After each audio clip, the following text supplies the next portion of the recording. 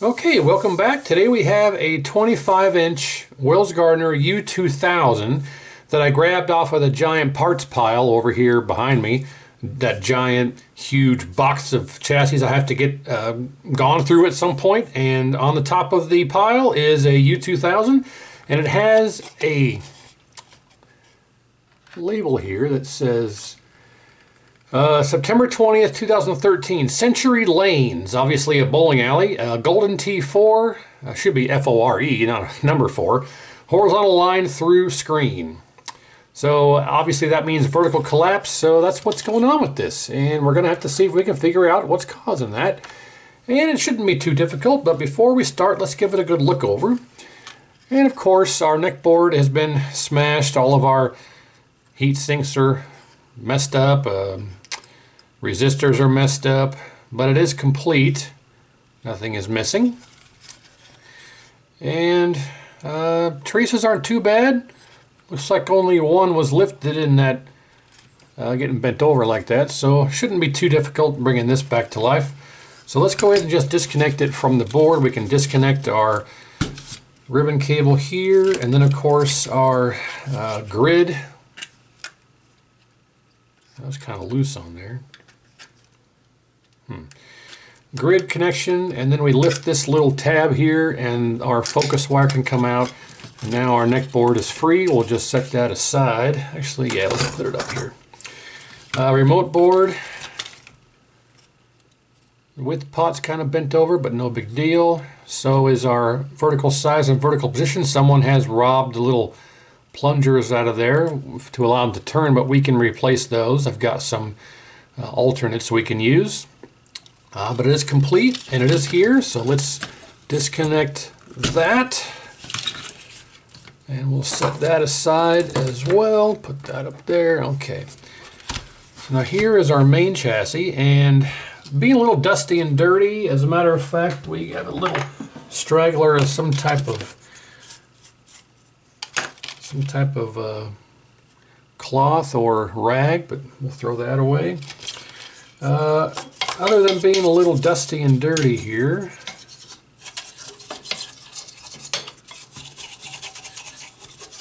it doesn't look too bad.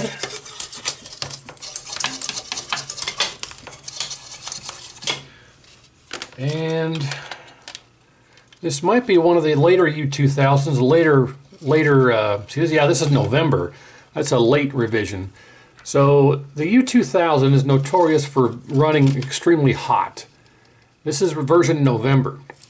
The U2000, the early revisions, can run very hot on the heatsink, I should say. That the HOT heatsink gets super, super hot. And when it does that, it just literally cooks the horizontal width coil, and it just breaks and falls apart. But we can tell off of this that it does have some hours on it. You see the discoloration there on the heat sinks on the neck board, so it does have some high hours on it, but our width coil seems to be perfectly fine. So this is a later revision, and the point I'm trying to make here is the later revisions don't have that problem of running super hot. Now, I don't think me or anybody else has ever been able to really figure out why the early revisions run super hot on the heatsink and later revisions don't. I don't think anyone's ever figured that out. It'd be interesting to try and figure that out, but it appears that this is one of the later revisions that doesn't run so hot because our horizontal width coil is in good shape and not all burned up. So just putting that out there. And everything else appears to be intact. I imagine this was running and then went to collapse and just stayed that way. And one of the easiest ways you can tell immediately from looking at this that it is a U2000 is where the horizontal width coil is located. On the U2000, the horizontal width coil is located right here next to the heatsink, as we've established, but on the 7400, 7500, and U5000, it's right here in this area. So if you see your if you see your width coil installed right next to the heatsink, it's a U2000, you can tell immediately. The 7400, 7500 to 5000 has it right here. But the U5000 has the dual resolution header right there for the different standard or medium. That's an immediate giveaway, so it's obvious that's a U5000 from the resolution header here. The 7400 does not have the remote mounted width control transistor. The 7500 has a little harness that attaches to these solder points, and it relocates the width transistor to a little satellite bracket on the side of the frame. That's a 7500 dead giveaway. So you can look at these chassis, these series of chassis, you can tell immediately what it is by where the horizontal width coil is installed, whether it has the resolution header for the 5000. This would be a 2000 in this spot. 7400 has the width transistor installed on the heatsink. 7500 has it mounted remotely. So just a quick glance, you can tell which of those four it is just by those little details. It's not difficult. And this has been recapped, it looks like. All of them appear to have been replaced.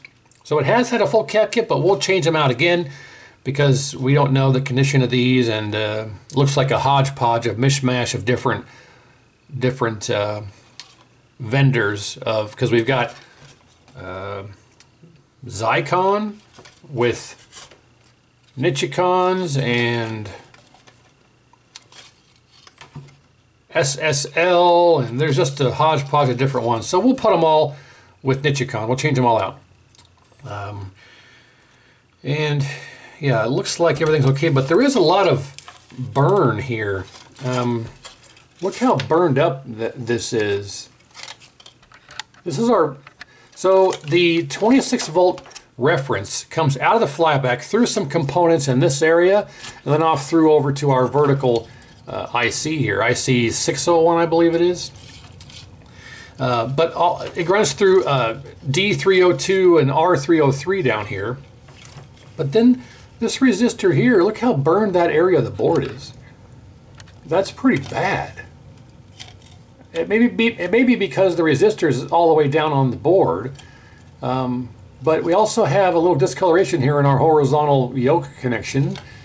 And yeah, D302, where D302 meets this resistor here, and we do have a little bit of discoloration on R303, but yeah, interesting. So now I did not hook this up before we took it apart here. I just took it right off of the parts pile and onto the bench. So I'm assuming that it actually has collapse, and it's not an issue where the tube or the yoke that this was connected to had an open winding or something, but we'll proceed under the assumption that it actually is a problem with the chassis. And the bottom side looks fairly good. Yep, not too bad. But again, in our little burned area here, this is not in the best shape. But nothing we can't bring around. While we're here, I guess we can go ahead and reflow that. But I want to take all the old solder off first. When you have heat, I don't want to say damage, but when you have heat treated joints like that, it's best to remove what's there because it's become oxidized, and you want to flow new stuff on there.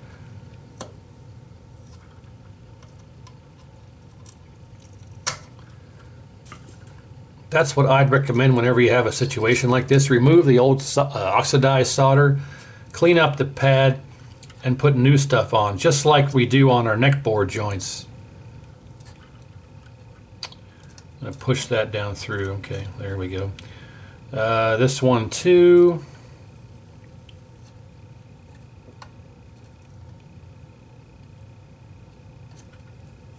Okay. And yeah, we'll say that's fine. But this sucker here, I don't know why it's so flat against the board, but regardless, let's put some new stuff on there. Oh, that's much better. Okay.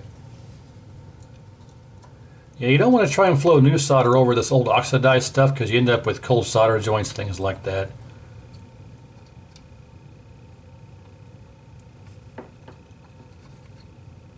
Okay, that's a lot better. Yeah.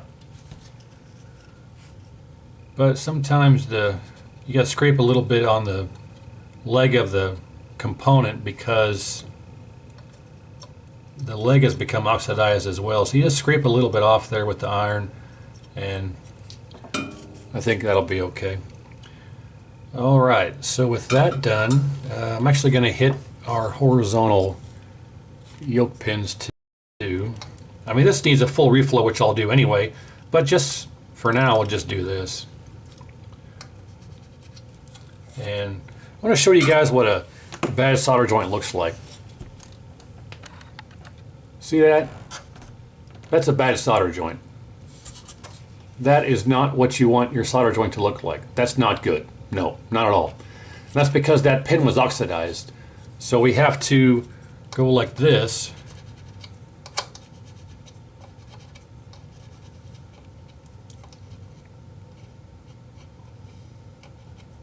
Well, it's not looking any better. Again, I didn't heed my own advice and did not take all the old solder off first.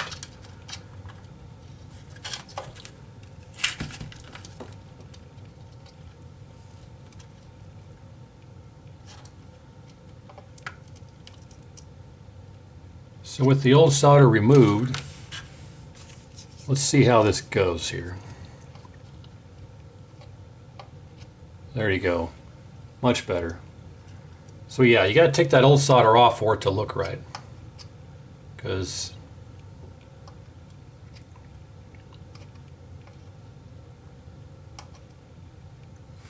there we go. That's a little better. So again, that's not perfect either. I'm not happy with that, but there's just so much crap on here that dealing with, you know, this is not a good example. This is turning out to be really bad show and tell. That's why it's the amateur channel. Let's try this again. I had it fairly good, and I had to go through and try and make it look better. Okay, that's better. That's good. Let's clean that up, get a better idea on that.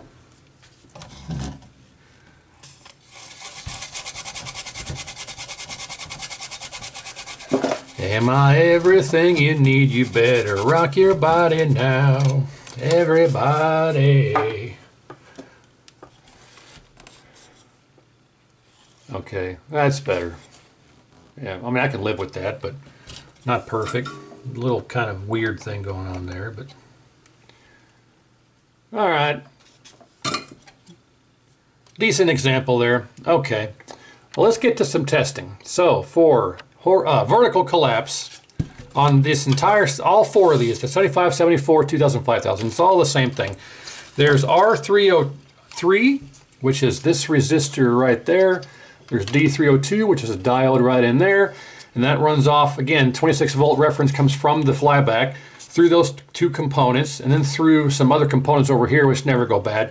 Then you end up with D601. There's a diode right in there, D601. That should only read in one direction. And we're left with our vertical IC. There's really only four components that really ever go bad. And if all that ends up testing okay, we can kind of go through the other stuff. But for the most part, that's all you really ever have to worry about.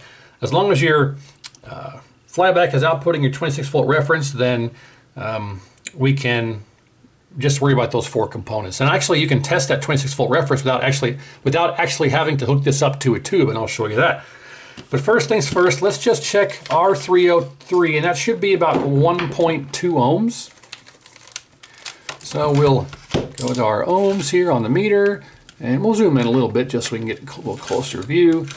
And R303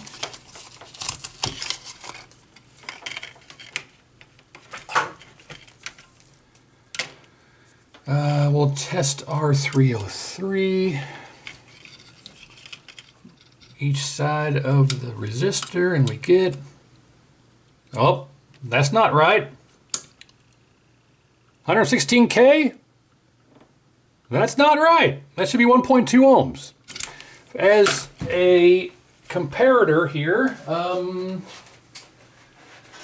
I have another U2000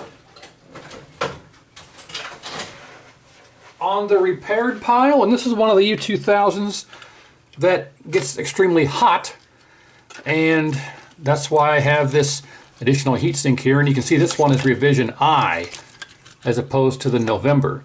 But I have another U2000 here, and if we check R303 on this one,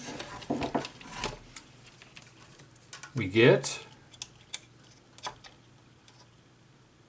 look at that, 1.3. You can't see it, but yeah, well, there you go. So it should be at 1.2, 1.3. So our other R303, bad. That will absolutely cause vertical collapse.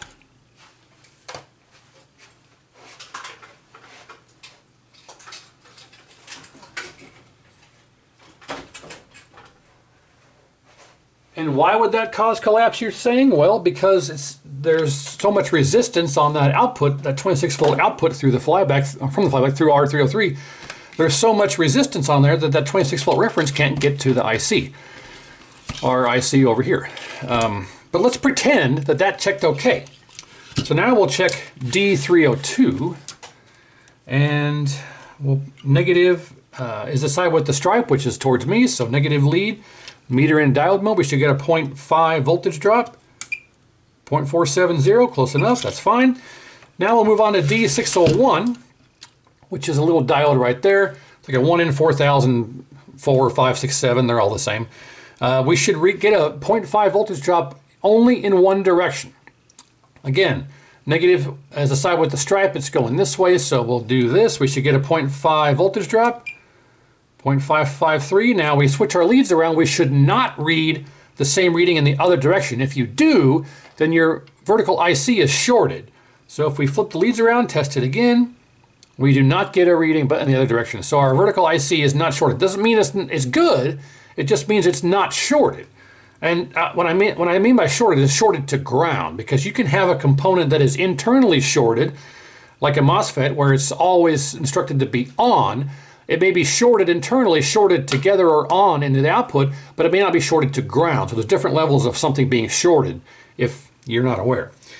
So that's all okay. I think our only problem here is R303, and if it is, then it's going to be a little bit of an anticlimactic video, but at least you have a little bit of knowledge on what to check on these, this whole series. Again, this application applies to all these, 75, 74, 2000, 5000. You have R303, you have D302, you have D601, you have your vertical IC. That's really all there is. Now, if all that checks okay, then it could be a possible flyback issue. But again, you want to check your 26 volt reference. It comes off of, I forget which one it is, but ultimately you can go to your vertical IC, and I forget offhand. Actually, you know what? Let's do a good show and tell here real quick. Let me do a good show and tell. Let's get the working 2000.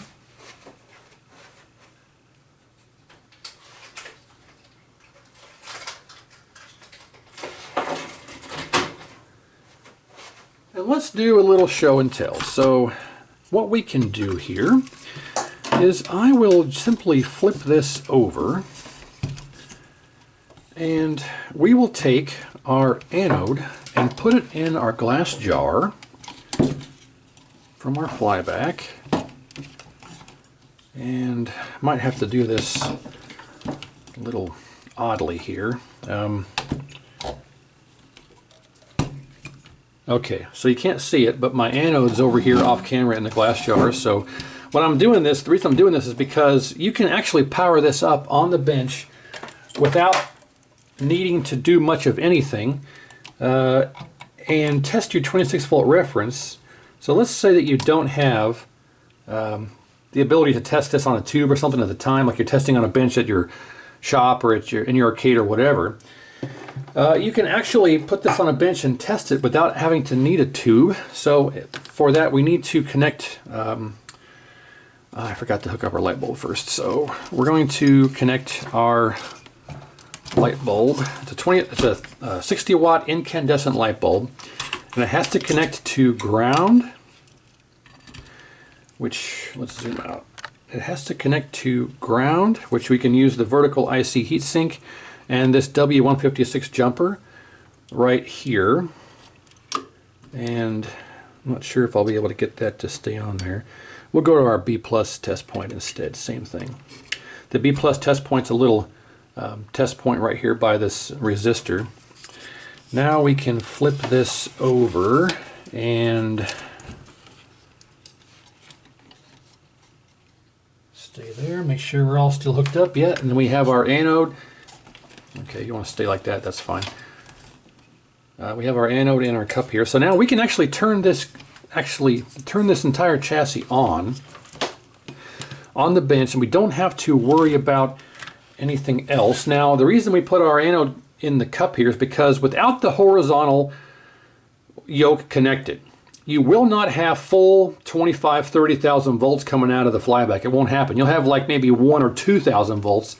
So you want to still keep this out of in a little glass jar and out of your way, so you don't put your fingers in there and touch it and have it shock something.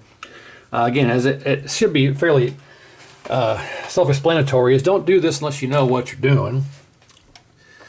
But if we go to volts DC on our meter, with our light bulb connected to our B plus to add a load to the circuit so the power supply functions correctly, with our anode in a glass jar so it's out of the way and doesn't really pose a shocking hazard, and it's not putting out full 30,000 volts high voltage because our horizontal yoke is not connected. Easy for me to say. This will turn on and operate as a normal chassis would operate without the horizontal deflection being activated. And by doing that, we can actually test for our 26 volt reference at our vertical IC. And the whole point of this is we're going to test and see what pins have 26 volts. And we'll test it and compare it to the other one that's not working to see which one doesn't. Now, we already know it's not getting the voltage because R303 is out of tolerance. But just for a show and tell here so you can see for yourself, if you want to test this in the future on your own, you'll know what to do. So actually, I need to connect a ground lead here to my meter, and I'll connect that to the same ground here on our vertical IC heatsink. And all right, I'm going to turn this on here. 1, 2, 3. There it goes. Okay. Was clicking for a couple seconds, but we have energization. Okay. So now we can go to what I think is, which one's pin 1 here? We're upside down, and let's see. Pin 1 is closest to the video connector, so here is pin 1. Looks like it's a ground of some kind. Nope. Hey, there you go, 24 volts, but we don't have full activation of the circuit. But 24 volt on pin 1, pin 2, 24 volts, pin 3, 4 is 6 volts. We're not really too worried about the lower voltages. 8, 9, 3, 20, we'll just say 26. So 26 volts on pin 1, pin 2, and 1, 2, 3, 4, 5, 6, 7, 8, 9. So 1, 2, and 9 is a 26 volt reference. So now if we do the exact same thing on our test chassis here, that we're trying to fix, I should say, that we're doing testing on. All right, I can disconnect power on this puppy. 1, 2, and 9. Okay. Everything always gets all tangled up. All right, so this one I can put away.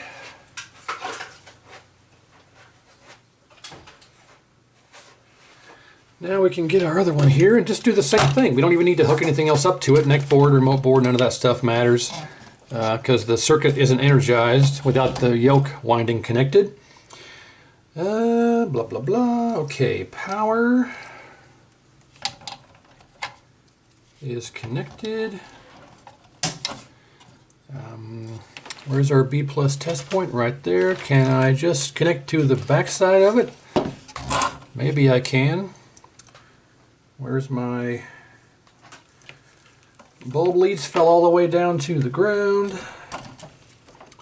Can we connect just to the back of this? We can. Okay. We gotta connect our meter ground and put our anode in the cup.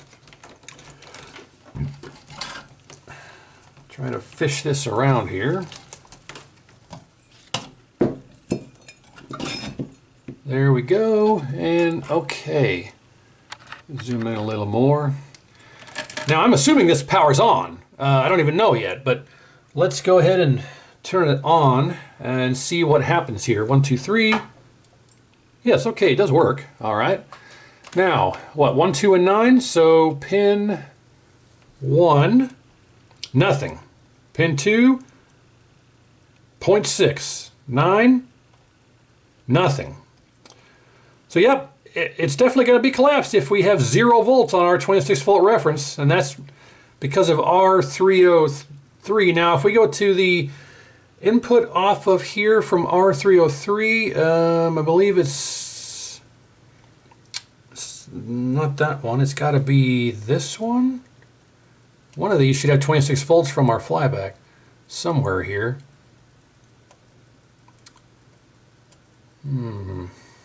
Oh, 303 is over here. Interesting. Well, the 26 volt reference should come out the flyback and it goes to this leg of R303, which, can you even see what I'm doing here? No, you can't. Let's zoom out. Sorry about that. Okay, so this leg here should output our 26 volt reference.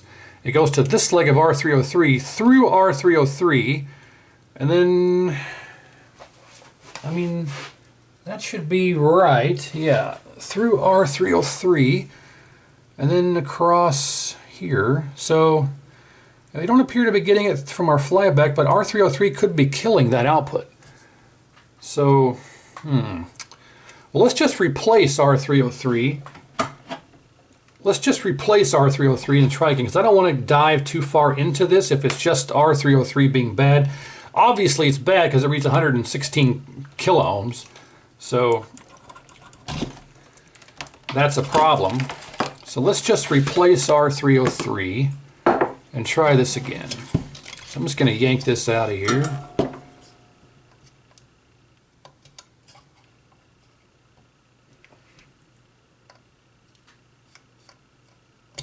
There we go. Here it is. I'm going to set that aside. Let's clean up the 2 joints here.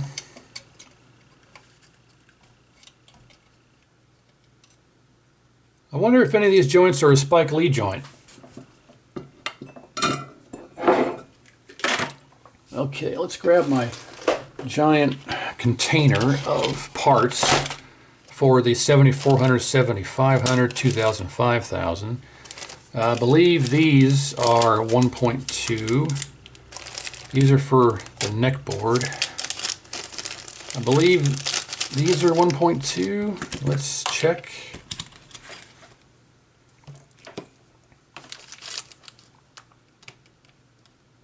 Yes, 1.3. Perfect. So we'll grab one of these puppies and replace it with one of those.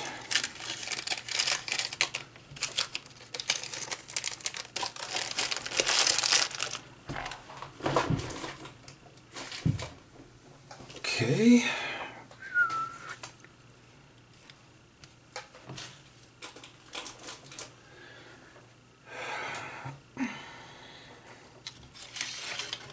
Which is always easier said than done with all this populated. Yeah, my thought on this is that the resistor being way out of spec is actually killing the output. So let's get this soldered in.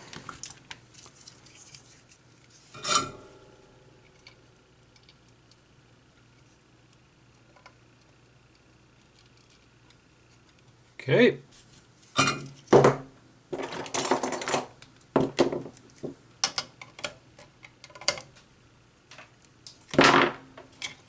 we'll go for broke here. Let's hook this all back up the way it was. Anode in the glass jar, which you can't see, it's right here. And we will reconnect our meter ground and power.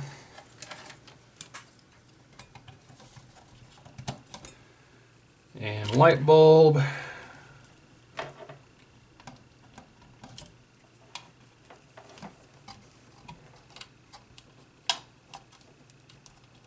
It'll stay there, okay. And all right, volts DC. Wait. When I was testing this before, was I in ohms? Or was I in volts DC? Did I check something after we checked this? Did I go back to ohms to test something? Yes, I did, to test our new resistor. My mind's going. My mind is going. I can't do that, Dave. My mind is going. All right, we'll turn this on. 1, 2, 3. Okay. And will we get 26 volts now? Here we go. No, 1.1. Oh, hold on. Hold on. We got smoke. We got smoke. Wow. Okay. So I think our flyback is our culprit, because we should have 26 volts going to the input of R303, but I think we have a flyback that's gone bad, that's killed. Wow, okay. Is R303 hot? I'm going to touch it real quick. Well, no, not really. We can test it and see what it reads.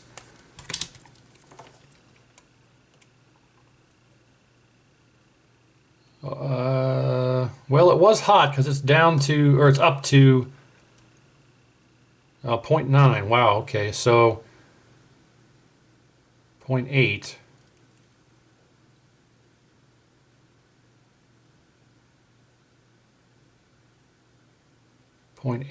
That's not good. Might have to change that again, but we can verify that our flyback is likely the issue by desoldering that output leg for the 26 volt reference, which is this one here, and see if that resistor still burns up. If it does, the flyback's our problem. Let's make sure that pin's not touching anything. Bend it out of the way, or try to.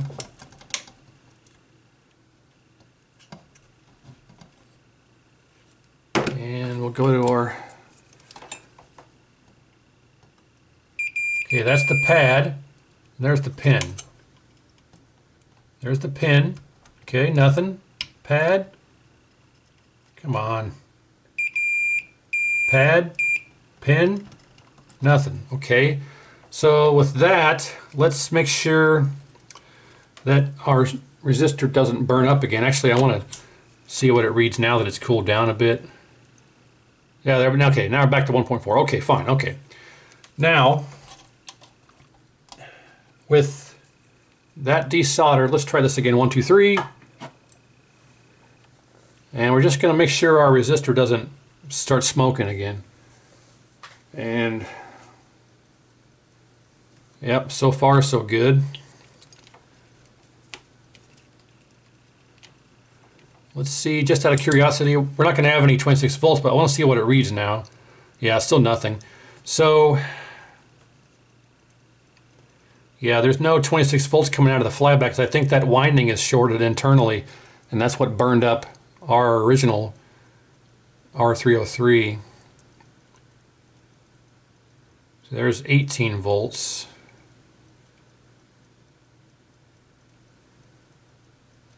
Yeah.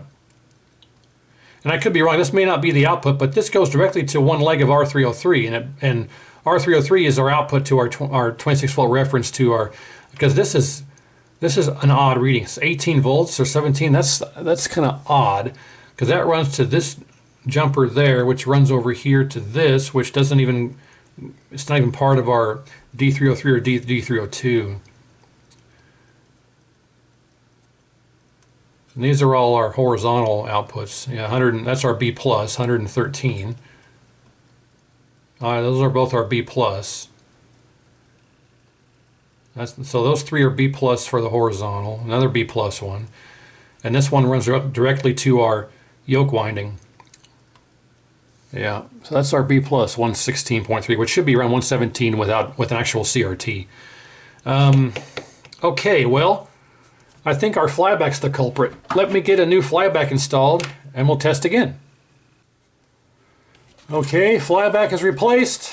Here is the old suspected bad one with the tag still on it. And we got our brand new one here, so we'll take it and flip this around. Put our anode in the cup, like so. And okay. Hook our light bulb up, up, up, up. Make sure it doesn't touch the stuff around it. Connect our meter ground. And there's our old R303 still sitting there. Hook up power. And okay. Let's see what we get here. Should be good. 1, 2, 3. Okay, and if we go to, let's just go straight to that flyback pin. No, 0.5 volts. Oh, and we're smoking R303 again. So the flyback is not bad.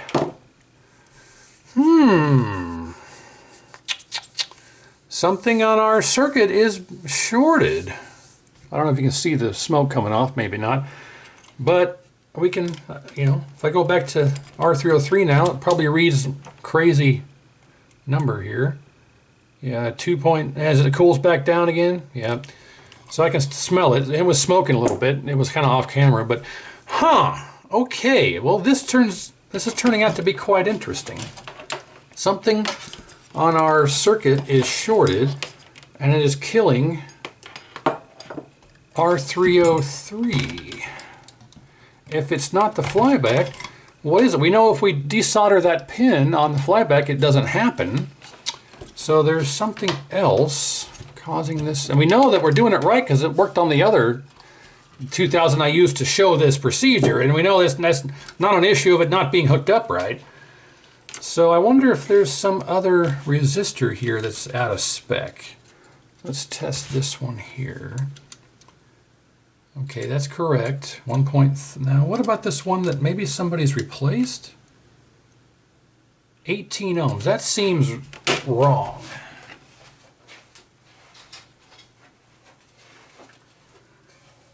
If we go to this one and test that same resistor, that is, hang on a second, this is a different, okay, on this one, there is a jumper, there's no resistor. See, this has a resistor here, in this location down here on the board. On this one, there's just a jumper, a physical piece of wire, which would obviously be 0 ohms. Let me see if I've got a U2000 that has that resistor installed.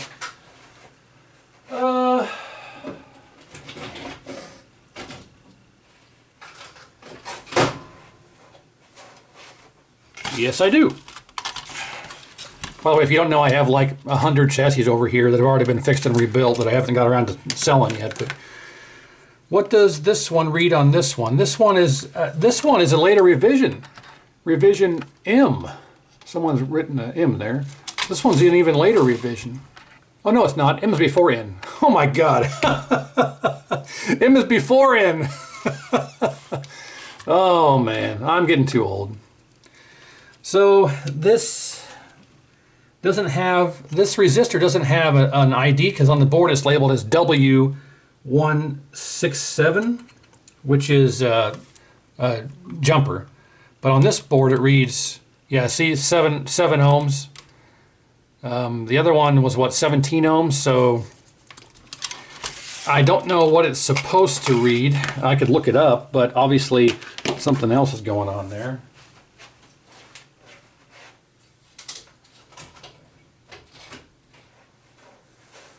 So that could be an issue also, because we saw this got very hot at some point. But I thought it was the flyback. That's interesting. Well, I'll probably put the original one back in it later on down the road, but yeah, this one reads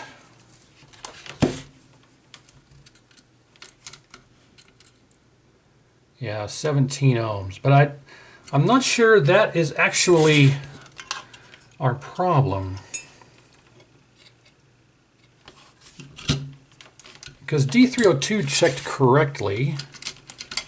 All we're checking to make sure this has not shorted the ground. That's all we're worried about. And it's not. I mean, that's fine. 4 point whatever. It beeped originally because it has to charge up the capacitors on the circuit. And R303 is back to 1.2. That's fine. Well, we didn't check our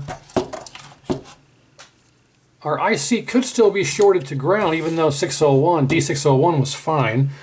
So let's go to ground here and let's check this. There should only be, I think this pin here should be ground, and there shouldn't be any other pin to ground. So we're in diode mode, hang on. This is our ground, which is pin 5. So 1, 2, 3, 4, 5, 6, 7, 8, 9, 10. So the IC is not shorted to ground.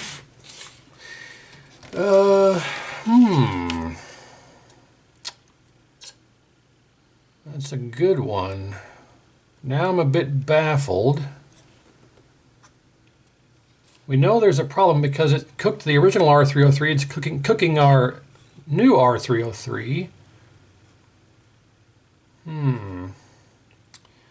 Well, it does go back through this resistor because if we follow it around, you can see here that, let me get a pointing utensil. So you can see, if we zoom in here, that this leg of R303, so this comes off our flyback here, through R303, through this capacitor here, down through to this resistor here, and then through this resistor to, no, hang on. No, I'm sorry, I have that incorrect. Follow this again. It goes off of this leg of R303 through this capacitor down to this jumper here, W166, right this way, and then right to this resistor that's out of spec here, this one down here. And then it runs off this way up through this cap and then to our 30, that's our 26 volt reference to this jumper here through to this cap and then off to the rest of the circuit. So we know our 30 volts is missing, so I wonder if it's just this resistor being so far out of spec. You know, I wonder if we could just put a jumper across it. I might just go that route just for testing purposes. Just put a jumper across it. Out of circuit, I wonder what it reads out of circuit.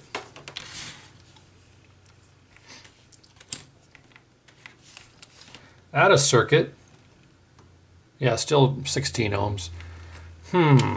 Well, I think for testing purposes, I'm just going to put a jumper across there because obviously the chassis will function with just a jumper. And I wonder if I could steal a, yeah, I don't think I have a cap leg. I'll just throw all my cap legs away because I don't use enough of them to really warrant having a big container of them. But so we'll grab a just a component leg here.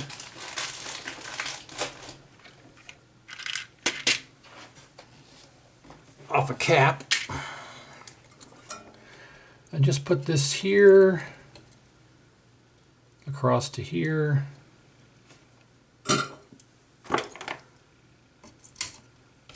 Okay. And let's see if that fixes our issue. I'm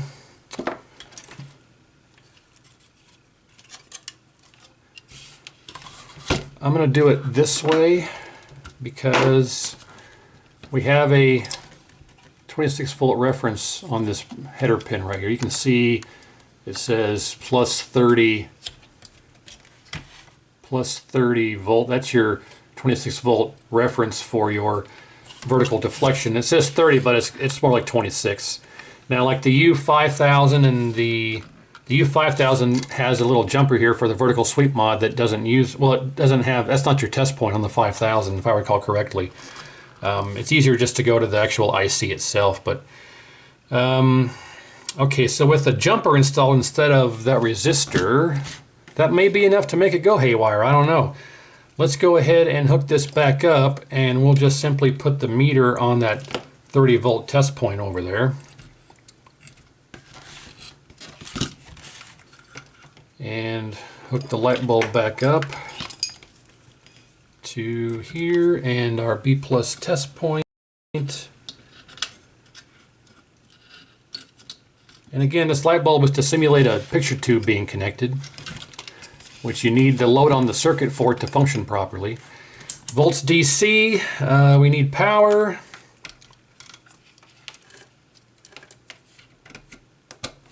And we got to put our anode in the cup, don't want to forget that. Okay, got that done. And let's try this again. 1, 2, 3. And hey, look at that! 21 volts! And it's climbing. So, an R303 is not smoking. So it looks like this resistor was our culprit. Huh. Well, with that being like that, let's flip this over and maybe we can test on the IC itself just for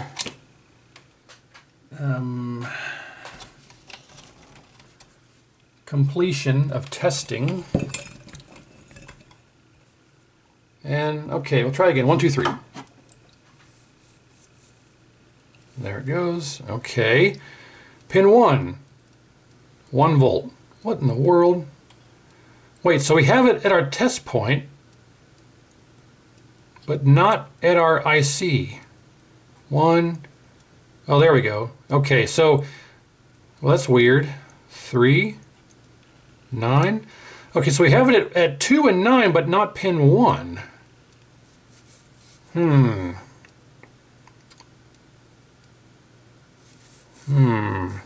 We had it at pin 1. We definitely had it at pin 1 on the other one. But I'm not too concerned about it, quite honestly, without just putting this on a tube and seeing what we get. But we definitely have our 20... Well, it's 22 volts. On a fully working setup, it's about around 26 or 27. So 2 and 9 have it, but pin 1 doesn't. Well, okay, well, I'm not going to be too worried about it. I think what I want to try is I want to put the original flyback back in and verify we still have our volts and if our voltage, and if we do, geez, I'm going to actually put this completely together and put it on a tube and see what it does before I go too much further. Because like doing the cap kit and the reflow and everything, I don't really need to show all that. As far as this goes, when you bend these resistors, you want to pull up. You don't want to just push sideways because you'll pop the oh wow, that's hot.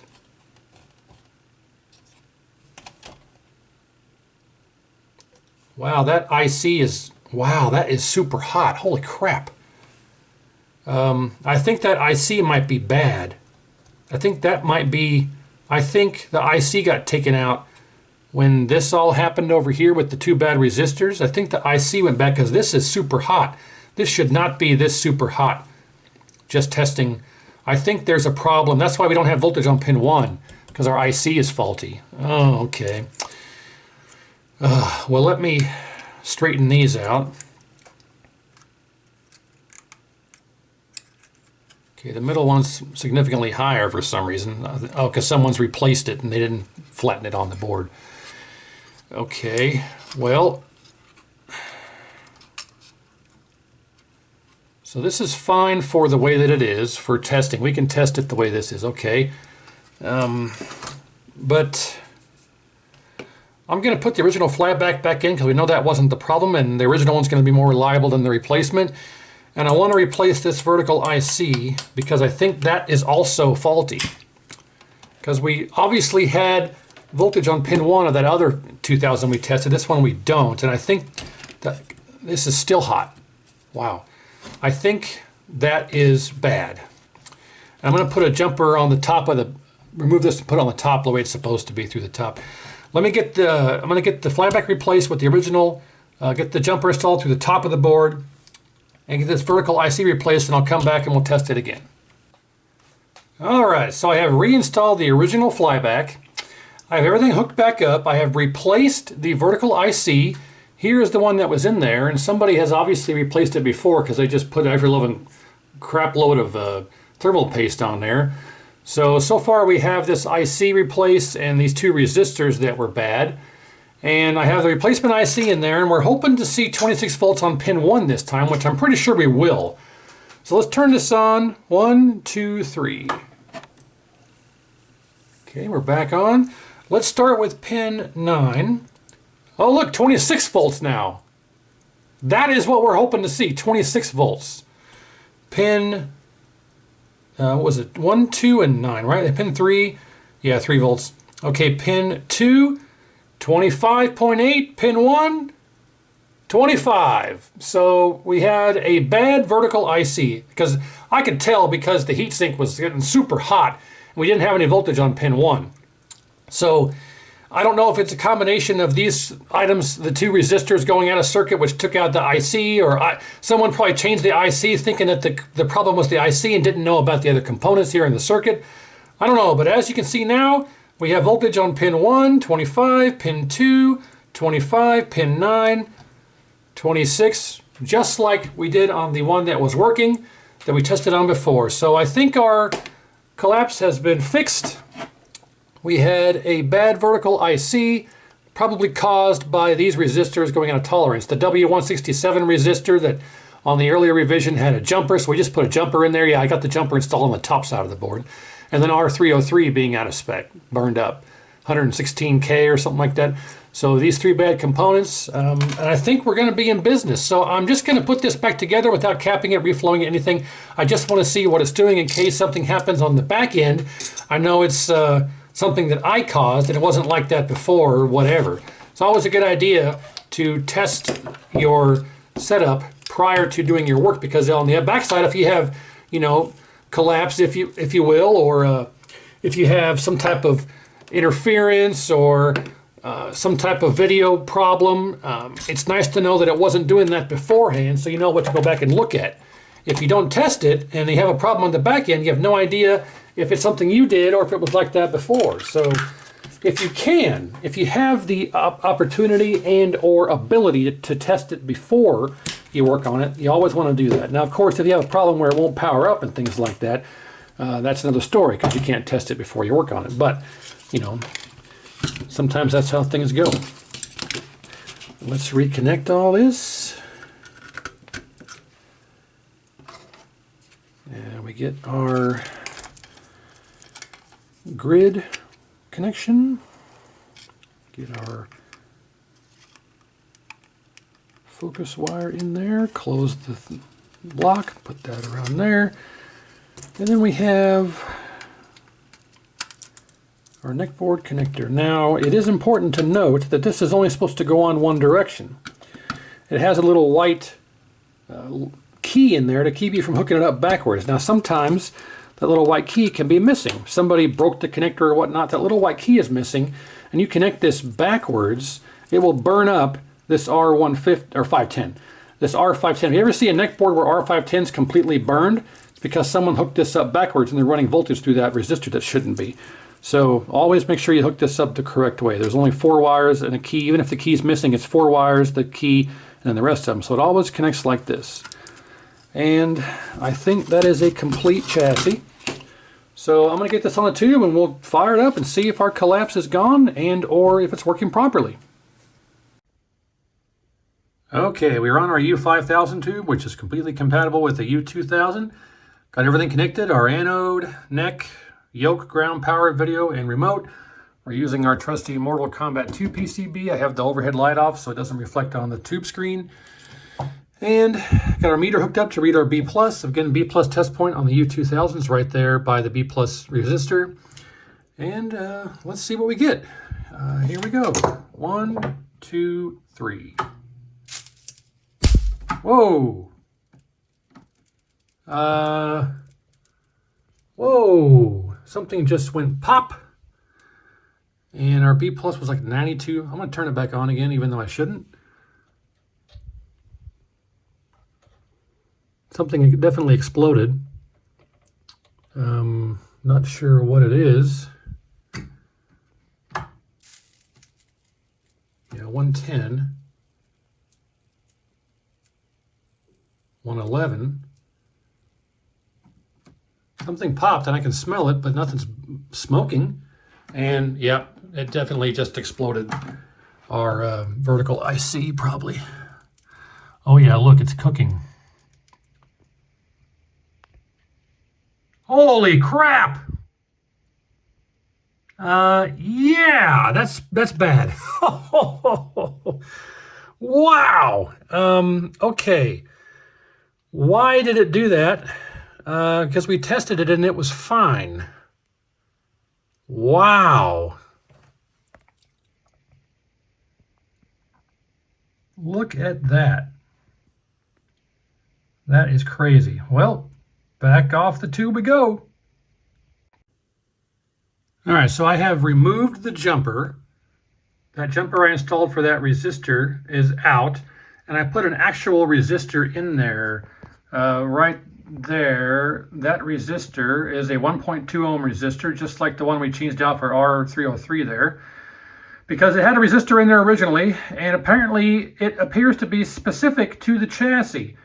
Because, or a revision of the chassis, because if it has a resistor in there, it needs the resistor. You can't put a jumper in there because that was the cause of this thing exploding. Here is the one that exploded with extreme prejudice. Of course, this camera is a piece of junk and won't focus on anything. So this one exploded with extreme prejudice because that resistor apparently is critical for the operation of the vertical circuit. So after putting the last one on, by the way, this is the last one I had on hand. After putting another replacement in there, I put a new replacement IC in there, the last one I had, and I took out that jumper and put an actual resistor in there the way it's supposed to be. It actually works. So I'm going to turn this on. 1, 2, 3. Okay, no pops or explosions this time. And... Oop, hang on. Voila. So, yeah. Apparently that resistor needs to be there. So, yeah, and it's working. So now we just need to get the camera up on the tripod, do a bunch of adjustments, make it look as good as we can, then I'll just cap it, reflow everything off camera. Yeah, B+ is also only 112, so we're going to need to adjust that. Let's go ahead and let's decrease our vertical. Actually, I can't. The pegs are missing. Let me get some pegs in here, make some quick adjustments, and we'll come back here. Hang on. Well, I got a couple of pegs installed here for my Hanorex Polo stash, which will work just fine. I also got the B+ adjusted to 117, so let's fire it up. 117.7, so that's good. Now, if we go ahead and adjust, again, the B+ you adjust on the actual pot back there. We all know that by now. Height we can adjust down. Width we can adjust down. And contrast we can adjust down. Brightness. Let's do focus on the flyback here a little bit. And hang on.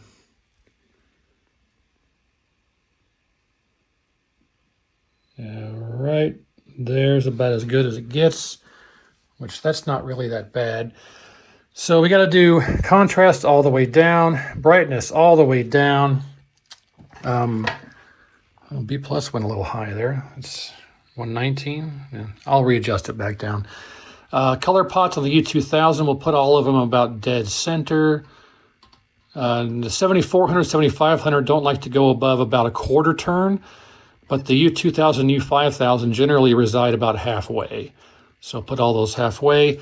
Now we'll turn up our screen pot until we get our raster lines, which we can see right there, back down until they just go away. Now we can turn up our brightness and contrast as needed. Brightness way too high there already. Contrast up. Contrast is bleeding there. Turn it down till it doesn't bleed. Turn our brightness back up. And I mean, that's not too bad. Check that out. Right off the bat. Not bad at all. Do I dare say it doesn't need capped? Because it's already been capped, but like I say, it is a hodgepodge mishmash of stuff. So I'll cap it anyway, I guess. I'll do a cap kit reflow. Fix the neck board, I'll do all that off camera. I mean, I've done that 1,000 times. We all know and seen me do that. But yeah, it looks like it's working pretty good. Got a little degauss issue in the corner, not a big deal. And of course, our horizontal linearity is way off because the U5000 is a different linearity. The coil, the yoke's a bit different. That's compatible for testing, and you could leave this on here long term. It's fine, but you'll never quite get your linearity right. If I go into the menu here, you'll see that. If we go down to diagnostic test, monitor, oh, that's not what I want. Monitor patterns. We go to crosshatch. Yeah, you see here the linearity is way off. The middle of the tube should be in the center of that green. You can see that this dot should be lined up with this hole, and it's way off. If I adjust our H position, which is here, over to where it lines up, roughly there. You can see we're off the screen over here with the red, and it's on the screen. So if I shift it this way to make it the image perfectly left and right, then our linearity is way over. So, and you can kind of see how this box is slightly wider than this box. And as you go this way, the boxes get smaller and smaller and smaller. So that's a linearity problem. And then as it sits here, it's still a little bit this way. But anyway, that's an issue you have trying to run this on the 5000 tube. There, now we're straight. Now we're straight up on there. You can see that there's a gap here with the red, and over here it's off screen. So, but I mean, if you can live with that, that's fine. It's compatible. It'll work long term, but you'll have somewhat linearity. So that's what the U5000 is like. That's why it's a special animal. But anyway, I need to turn B plus down. Went back to 119.